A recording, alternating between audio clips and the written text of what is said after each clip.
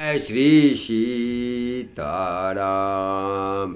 अयोध्या कांड, श्री रामचरितमानस अयोध्या कांड।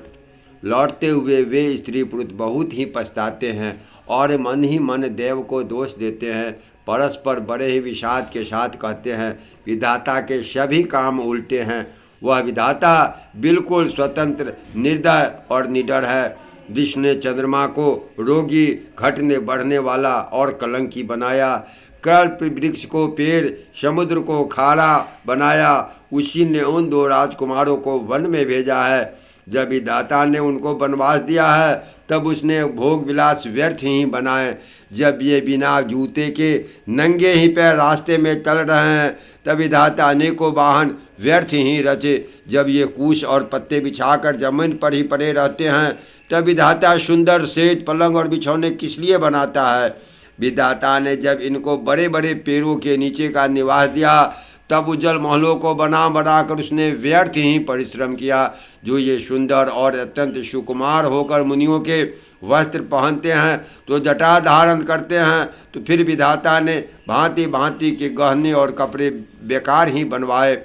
जो ये कंद मूल फल खाते हैं, तो जगत में अमृत आदि भोजन व्यर्थ ही है। कोई एक कहते हैं ये स्वभाव से ही सुंदर हैं, इनका सौंदर्य माधुर नित्य और स्वाभाविक है, ये अपने आप प्रकट हुए हैं, ब्रह्मा की बनाए नहीं हैं। हमारे कानों, नेत्रों और मन के द्वारा अनुभव में आने वाली विधाता की करनी को जहाँ तक वेदों ने वर्णन करके कहा है, वहाँ तक 14 लोकों में ढूंढ कर देखो, ऐसे पुरुष और स्त्रियां कहाँ हैं, कहीं भी नहीं। इसी से सिद्ध होता है कि ये विधाता के 14 लोकों से अलग है और अपनी महिमा से ही आप निर्मित हुए हैं। उन्हें देखकर विधाता का मन मुग्ध हो गया। तब वह भी उन्हीं की उपमा के योग्य दूसरे स्त्री पुरुष पदार्थ लगे। उसने बहुत परिश्रम किया, परंतु कोई उनकी अटकल में नहीं आए, पूरे नहीं उतरे।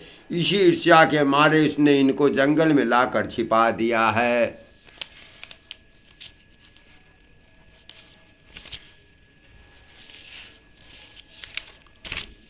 कोई एक कहते हैं, हम बहुत नहीं जानते, हाँ अपने को परम धन्य अवश्य मानते हैं जो इनके दर्शन कर रहे हैं, और हमारी समझ में वे भी बड़े पुण्यवान हैं जिन्होंने इनको देखा है, जो देख रहे हैं और जो देखेंगे। इस प्रकार ये वचन कह कहकर सब नेत्रों में प्रेम आंसुओं का जल भर लेते हैं और कहते हैं कि ये अत्यंत सुकुमार शरीर वाले दुर्गम कठिन मार्ग में कैसे चलेंगे।